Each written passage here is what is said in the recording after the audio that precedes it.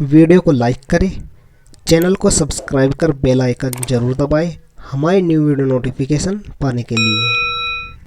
Hello students, welcome to my channel Gautam की क्लास। तो आज मैं बीए सेकेंड ईयर वालों के इतिहास से मोस्ट इंपोर्टेंट विस्तृत उत्तरी प्रश्न लेकर आया हूं, जो कि आपके बेस से दे एवं खंड में पूछे जाते हैं। जो भी आपके पूरे सिलेबस में इंपोर्टेंट क्वेश्चन बनते हैं विस्तृत उत्तरी प्रश्न, आज हम केवल उन्हीं के बारे में चर्चा करेंगे।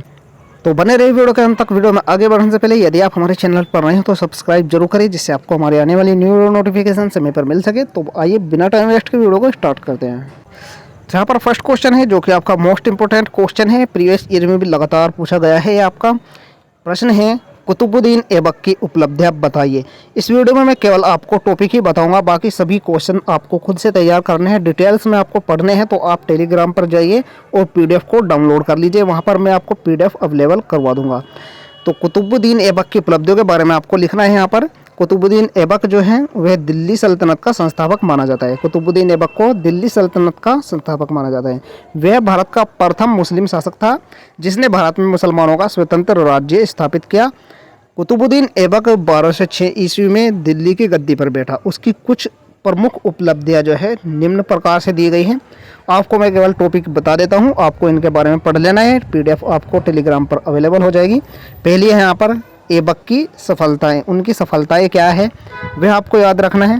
पहली है विरोधियों का दमन, दूसरी है एलदोज का दमन, तीसरी यहाँ पर दास्ता मुक्ति का प्रमाण पत्र 1208 ईस्वी।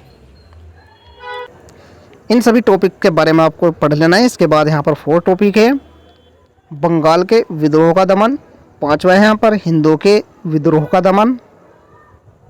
इसके बाद है न्यायप्रियता और दानशीलता। आपको इनके बारे में पढ़ लेना है। ऐबक जो है बड़ा न्यायप्रिय था। इतिहास ने उसकी न्यायप्रियता की भी बहुत बड़ी प्रशंसा की है। इसके बाद तीसरा टॉपिक है साहित्य तथा कला का संरक्षक भी था वे। इसके बाद धार्मिक नीति। इसका मतलब यह है कि मुस्लिम इतिहासकारों ने ऐबक की धार्मिक उदारता की बड़ी प्रशंसा की है। आपको इन सभी टॉपिक्स के बारे में पढ़ लेना है। आपको एग्जाम में टॉपिक जरूर डाल कर लिखना है, नहीं तो आपको बहुत ही कम नंबर मिलेंगे। इसके बाद नेक्स्ट क्वेश्चन है, जो कि आपका मोस्ट इंपोर्टेंट क्वेश्चन है, आपके एग्जाम में लगातार पूछा गया है। अलाउद्दीन खिलजी के बाजार नियंत्रण एवं आर्थिक सुधारों का वर्णन कीजिए, अथवा अलाउद्दीन खिलजी के आर्थिक सुधारों का वर्णन कीजिए, अथवा बाजार नियंत्रण के विशेष संदर्भ में अलाउद्दीन खिलजी की आर्थिक नीति का परीक्षण कीजिए। तो अलाउद्दीन खिलजी की बाजार नियंत्रण नीति क्या थी, उसके बारे में यहाँ पर लिखा गया है। अलाउद्दीन खिलजी सल्तनत काल के शासकों में अपने आर्थिक सुधारों के लिए विख्यात थे। अलाउद्दीन के इन सुधारों के संबंध में जियाउद्दीन बरनी का कथन है कि अलाउद्दीन का मूल्य नियंत्रण शाही सैनिकों के लिए और राजकोष की स्थिति को मजबूत बनाने के लिए था। लेकिन खैरुल मजलिस के लेखक नासिरुद्दीन इस मत से सहमत नहीं है। उनका मत है कि अलाउद्दीन खिलजी बाजार नियंत्रण उसकी परोपकारी की भावना का परिणाम था। वास्तव में अलाउद्दीन खिलजी की बाजार नियंत्रण व्यवस्था का प्रमुख उद्देश्य अपनी स्थायी सेना की आवश्यकताओं की पूर्ति करना था। यह इसका मेन उद्देश्य था। इसके बाद संक्षेप में हम कह सकते हैं कि अलाउद्दीन खिलजी के बाजार नियंत्रण की कुछ विशेषताएं निम्न प्रकार से थीं। पहली दी गई यहाँ पर वस्तुओं के मूल्य निश्चित करना। आपके एग्जाम में शॉर्ट आंसर टाइप में भी ये पूछा जा सकता है कि बाजार नियंत्रण की जो अलाउद्दीन खिलजी की बाजार नियंत्रण की नीति थी उसकी 2 विशेषताएं लिखिए। यह इस प्रकार से भी पूछा जा सकता है कि अलाउद्दीन खिलजी की बाजार नियंत्रण नीति को समझाइए। ये शॉर्ट में पूछा जाता है, लॉन्ग में मैं आपको बता देता हूँ। इसके बाद नेक्स्ट देखते हैं यहाँ पर वस्तुओं की पूर्ति की व्यवस्था, तीसरी है वितरण की व्यवस्था, चौथी है योग्य कर्मचारियों की नियुक्ति,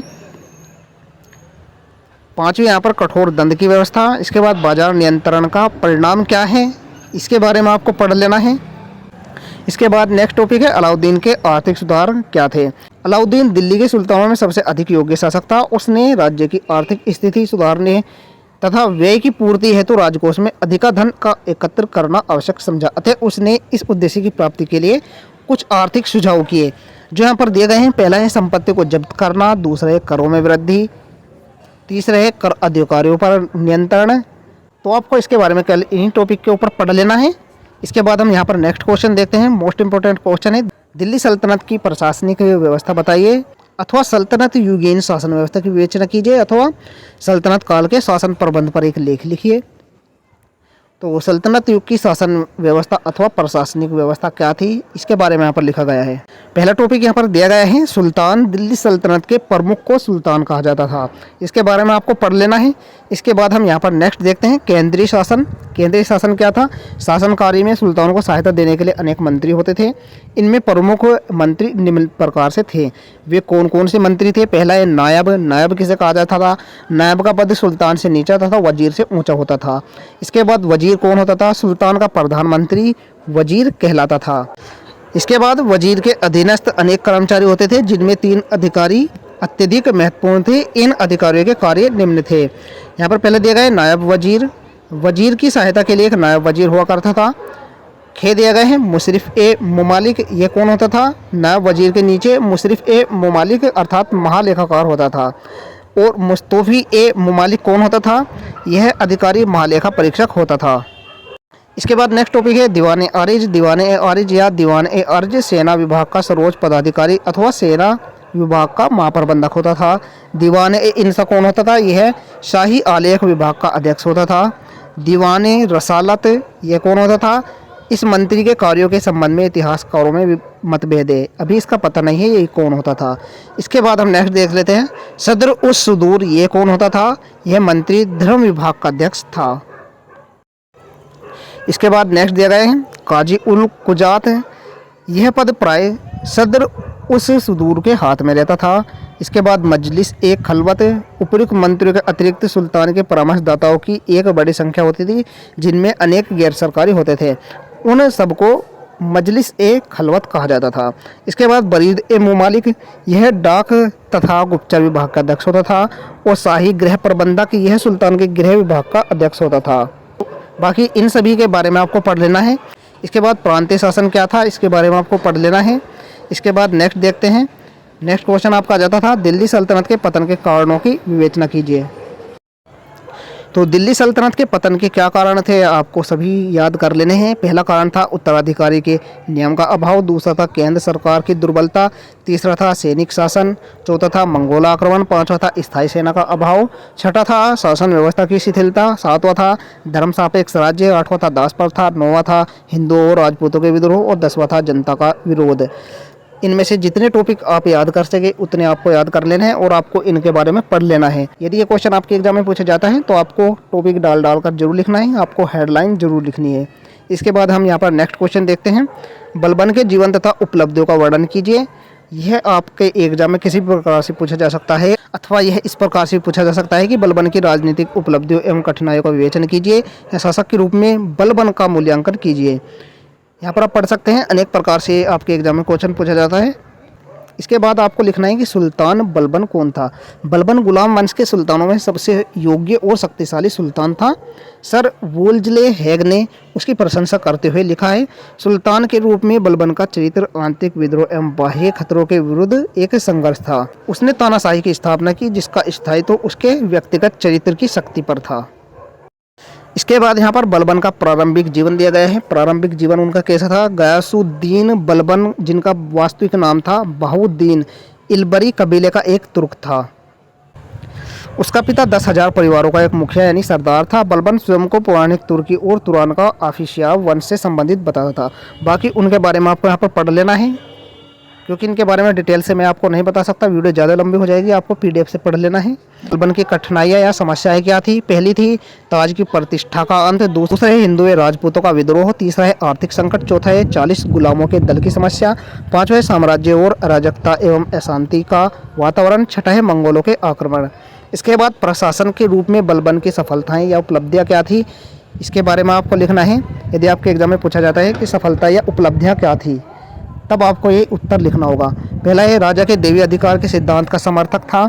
दूसरा है सुल्तान पद के गौरव को प्रतिष्ठित करना। तीसरा है प्रांतों पर कठोर नियंत्रण। चौथा है 40 गुलामों के दल का विनाश। पांचवा है गुप्तचर विभाग का संगठन। छठा है सेना का संगठन। सातवां है विद्रोह का दमन। बलबन ने राज्य की अराजकता का अंत करने के लिए दमन चक्र की नीति को अपनाया और अनेक विद्रोहियों का क्रूरतापूर्वक दमन किया, जो निम्न प्रकार हैं। पहला यहाँ पर दिया गया है दोआब के मेवातियों का दमन। दूसरा है कटेहर के विद्रोहों का दमन। तीसरा है तुगरिल बेग के विद्रोहों का दमन। इसके बाद 8वां पॉइंट यहाँ पर मंगोलों के आक्रमण के विरुद्ध सुरक्षात्मक कार्य, इनके बारे में आपको पढ़ लेना है। इसके बाद बलबन का शासन प्रबंध कैसा था। बलबन एक निरंकुश एवं स्वेच्छाचारी सुल्तान था। उसने अपने साम्राज्य का शासन प्रबंध बड़ी योग्यता एवं कठोरता के साथ किया। बाकी इसके बारे में आपको यहाँ पर पढ़ लेना है। इसके बाद बलबन का मूल्यांकन, बलबन के बारे में आपको यहाँ पर मूल्यांकन दिया गया है, यह आपको पढ़ लेना है। इसके बाद नेक्स्ट क्वेश्चन है, रजिया सुल्तान की कठिनाइयों राज्य नीति एवं असफलता के कारण लिखे, अथवा रजिया सुल्तान की कठिनाइयों व उसकी असफलता के कारणों का उल्लेख कीजिए। तो सबसे पहले आपको यहाँ पर लिखना है कि रजिया कौन थी।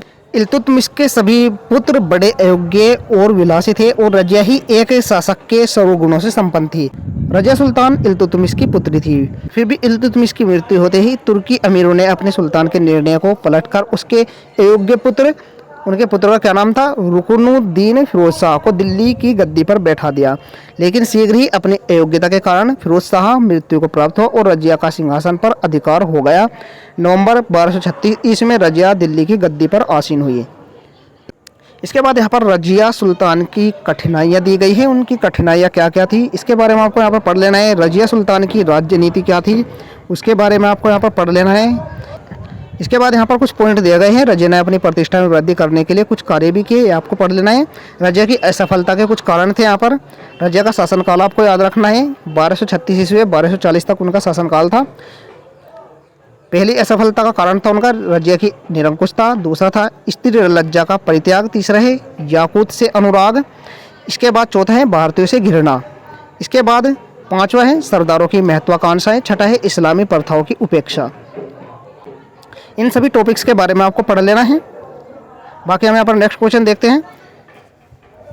ये क्वेश्चन आपका प्रीवियस ईयर में पूछा गया था, हो सकता है इस बार आपके एग्जाम में पूछा जाए, तो इसलिए मैंने अपने पास से तैयार किया है। इसके बारे में आपको पढ़ लेना है कि बलबन की लौह और रक्त नीति का वर्णन कीजिए। ये क्वेश्चन आपके लघु उत्तरीय प्रश्न में तो पूछा ही जाता है, हो सकता है विस्तृत उत्तरीय प्रश्न में भी आपका पूछ लिया जाए, तो आपको इसके बारे में जरूर पढ़कर जाना है।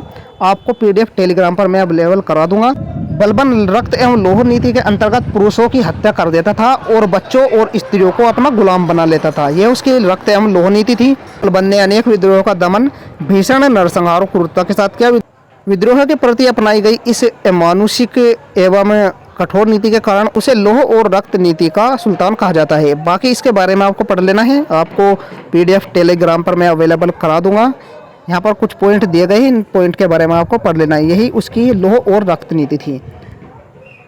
तो ये सभी मोस्ट इंपोर्टेंट क्वेश्चन थे जो कि आपके एग्जाम के लिए बहुत ही इंपॉर्टेंट क्वेश्चन है, आपको एग्जाम में जरूर पढ़कर जाने हैं। सभी क्वेश्चन का आंसर आपको टॉपिक वाइज जरूर याद रखने हैं। आशा करता हूँ आपको वीडियो पसंद आएगी। वीडियो पसंद आएगा तो लाइक जरूर करें, चैनल पर नए हो तो सब्सक्राइब जरूर करें, जिससे आपको हमारी आने वाली न्यू वीडियो नोटिफिकेशन समय पर मिल सके। मिलते हैं ऐसी न्यू वीडियो के साथ, तब तक के लिए बाय बाय, टेक केयर।